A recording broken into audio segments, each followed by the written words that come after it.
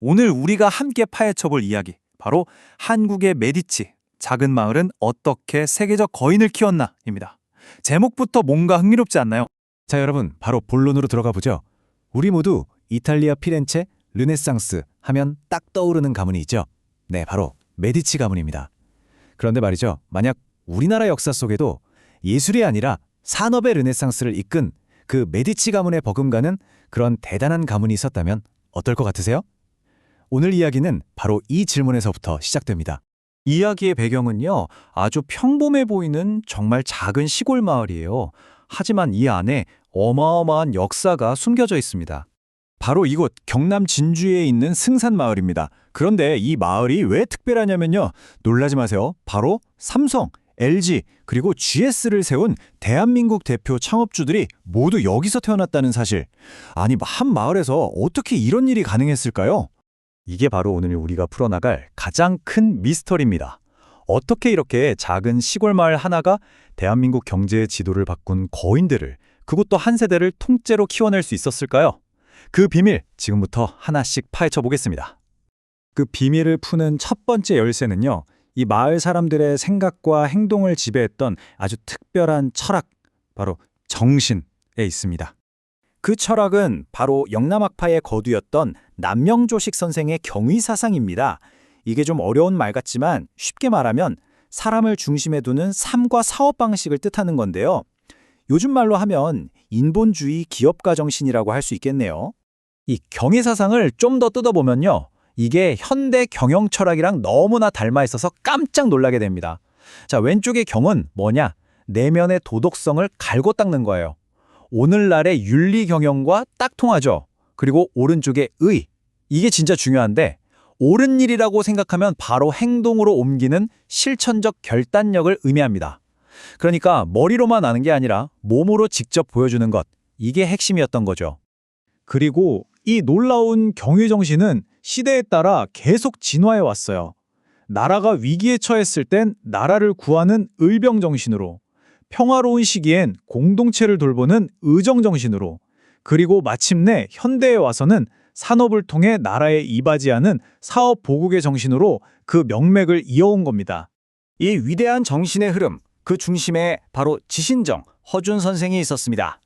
이분을 현대적인 용어로 표현하자면 우리나라 최초의 사회적 자본가이자 지역사회 미래를 위해 아낌없이 투자한 최초의 엔젤 투자자라고 부를 수 있을 겁니다.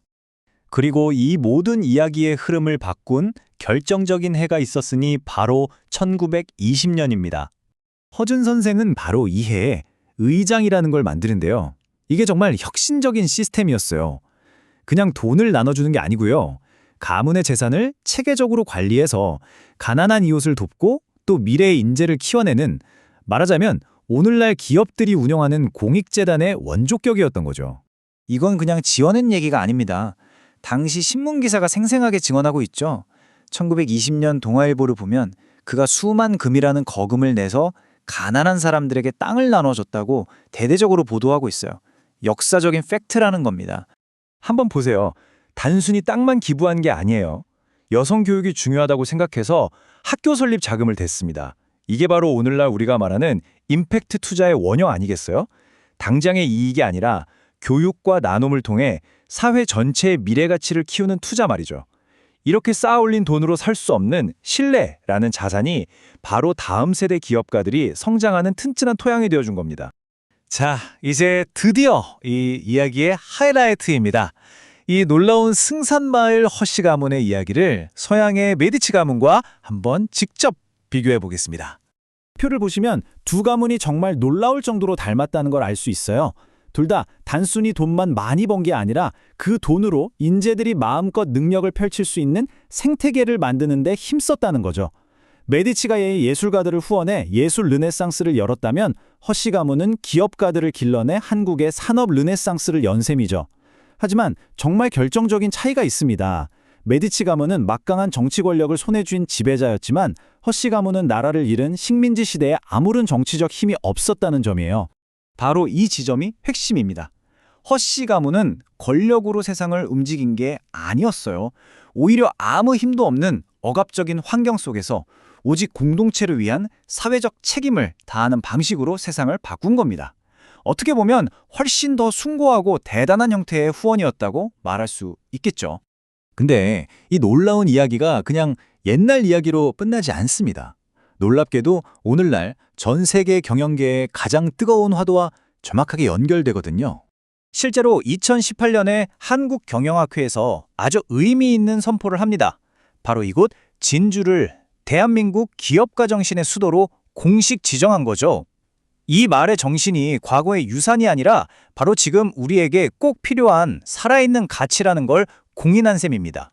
이 그림을 보시면 모든 게 한눈에 이해가 되실 겁니다. 허씨 가문이 실천했던 의장 시스템이 현대의 임팩트 투자로, 그들의 나눔의 정신이 바로 요즘 모든 기업이 강조하는 ESG 원칙으로, 그리고 공동체 중심 사상이 이해관계자 자본주의로 그대로 이어지는 거죠.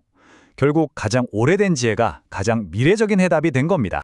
결국 승산마을의 이야기가 우리에게 던지는 메시지는 아주 분명합니다.